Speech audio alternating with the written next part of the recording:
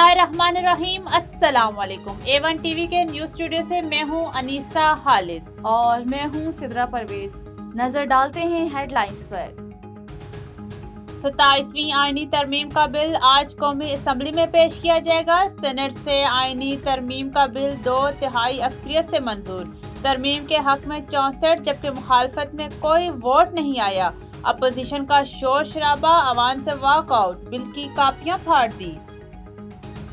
वाना cadet college पर APS तर्स का हमला नाकाम। पाक फौज की बरवक्त कार्रवाई के नतीजे में भारतीय हिमायत याफ्ता 2 ख्वारिज हलाक, 3 ख्वारिज कॉलेज के इंतजामी ब्लॉक में महसूर। ISPR के मुताबिक हमला और कॉलेज की सिक्योरिटी अबूर करने में नाकाम रहे। अफगानिस्तान से दहशतगर्द गिरोह कार्रवाइयां कर रहे हैं। दहशतगर्द गिरोह को खित्ते के बड़े तखरीबी किरदार की मदद हासिल है। अक़वाम मुत्तहिदा के सिक्योरिटी कौंसिल में पाकिस्तानी मंदूब आसिम इफ्तिखार का खिताब। कहा, अफगान हुकूमत को इसकी जिम्मेदारियों और वादों पर अमल दरामद का पाबंद बनाया जाए। भारतीय दारुल हुकूमत नई दिल्ली में लाल किला के करीब कार में सिलेंडर धमाका, 3 अफराद हलाक, 30 जख्मी। भारतीय मीडिया के पुराने 4 वाक़े को पाकिस्तान के खिलाफ प्रोपेगेंडे के लिए इस्तेमाल करता रहा।